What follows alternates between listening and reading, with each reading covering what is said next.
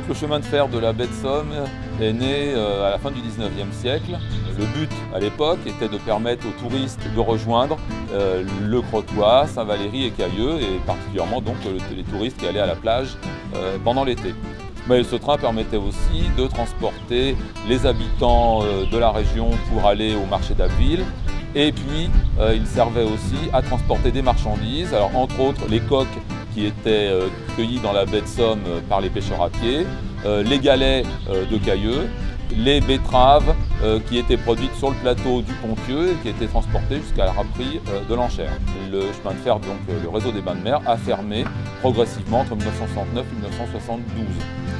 À ce moment-là, une association de bénévoles s'est créée pour reprendre le chemin de fer et en faire une attraction touristique. Alors au début, ça a été difficile. Le trafic a commencé à augmenter. Dans les années 80, on est passé à plus de 20 000 voyageurs. Et depuis cette époque-là, l'augmentation est considérable puisque maintenant, depuis 3 ans, nous faisons plus de 120 000 voyageurs par an. Nous sommes devenus le 2e train à vapeur de France.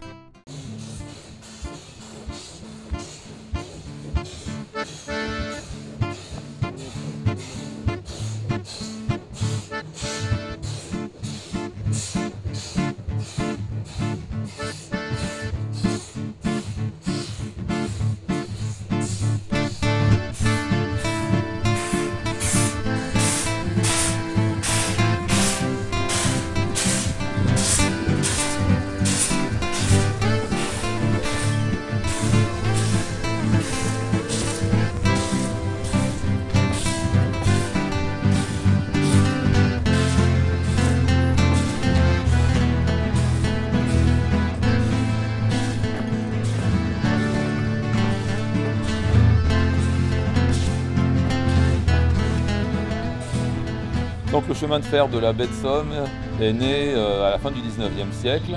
Le but à l'époque était de permettre aux touristes de rejoindre le Crotoy, Saint-Valery et Cayeux, et particulièrement donc les touristes qui allaient à la plage pendant l'été. Mais ce train permettait aussi de transporter les habitants de la région pour aller au marché d'Abbeville.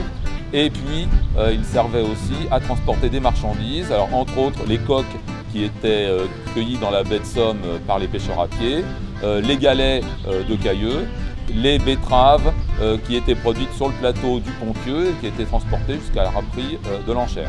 Le chemin de fer, donc le réseau des bains de mer, a fermé progressivement entre 1969 et 1972. À ce moment-là, une association de bénévoles s'est créée pour reprendre le chemin de fer et en faire une attraction touristique. Alors au début, ça a été difficile. Le trafic a commencé à augmenter. Dans les années 80, on est passé à plus de 20 000 voyageurs. Et depuis cette époque-là, l'augmentation est considérable puisque maintenant, depuis 3 ans, nous faisons plus de 120 000 voyageurs par an. Nous sommes devenus le 2e train à vapeur de France.